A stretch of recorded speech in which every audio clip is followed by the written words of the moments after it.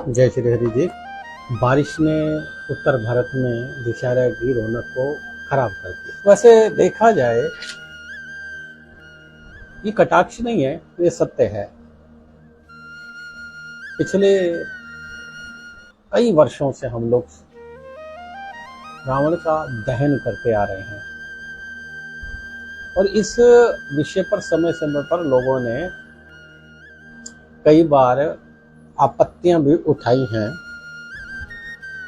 कि भाई हर बार रावण का दहन ही क्यों? केवल राम जी ने ही रावण का वध नहीं किया था, और लोगों का भी किया था। श्री कृष्ण जी ने कंस का वध किया था, तो उसका दहन क्यों नहीं किया जाता? और हिरण्यकश्यप का वध किया गया, तो उसका दहन क्यों नहीं होता? सोचने वाली बात है। और आप भी सोचिएगा इस बात को लेकर, थोड़ा सा मेरे साथ आप भी इस विषय पर थोड़ा सा संजीदा होने की जरूरत है। ठीक है कि रावण ने सीता हरण किया और उसकी सजा उसे मिली और उनका वध हुआ, पूरे राज्य का वध किया गया। देखा जाए तो बहुत सेना मरी, बहुत सारे लोग मरे। लेकिन मैंने कहा ना कि जैसे मैंने बताया कि केवल रावण ही नहीं था, और भी बहुत सारे ऐसे हुए हैं सतयुग से लेकर आज तक। सबका दहन क्यों नहीं होता है, ये विषय बड़ा सोचने वाला है। इसका उत्तर मैं दूंगा, क्यों नहीं होता है। श्री कृष्ण जी ने कंस का वध किया, देखा जाए तो उसका भी होना चाहिए। और हम सही मायने में देखें और इस विषय पर अगर हम विचार करें तो हृदय पर हाथ रखकर हम कहें कि क्या सही मायने में रावण मर गया?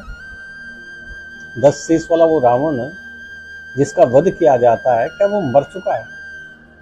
अपने हृदय में झांककर देखिए, क्या सच में वो रावण मर चुका है? रावण का मतलब भय है, जो हमेशा डर रहा उसे, जिसे ये डर रहा कि कोई मेरा सिंहासन न छीन ले।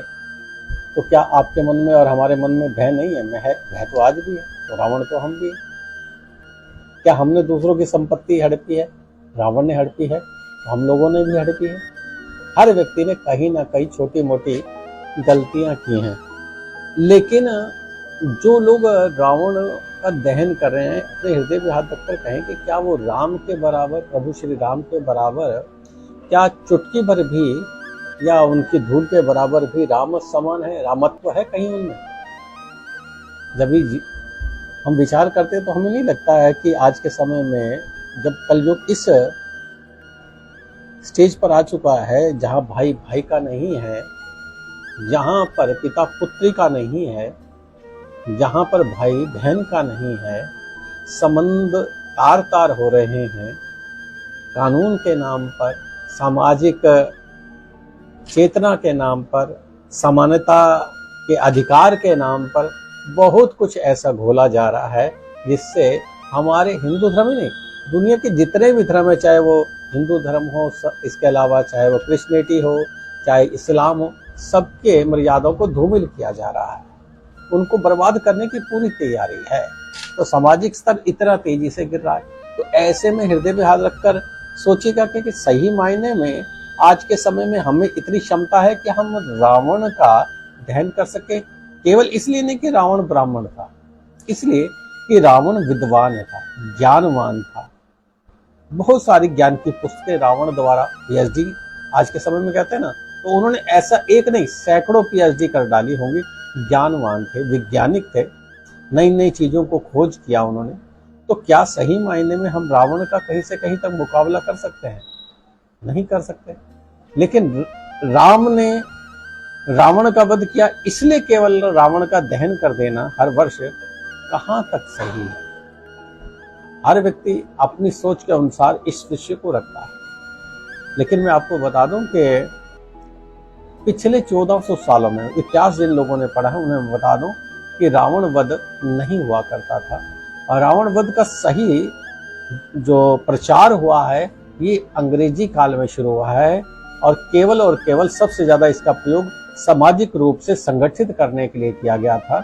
जब अंग्रेज धारा 144 जैसे आज है, ऐसी धाराओं को लगाकर और लोगों को इकट्ठा करने से रोका करते थे और ताकि लोग आजादी की बात ना करें, आजादी के प्रचार को ना बढ़ाएं।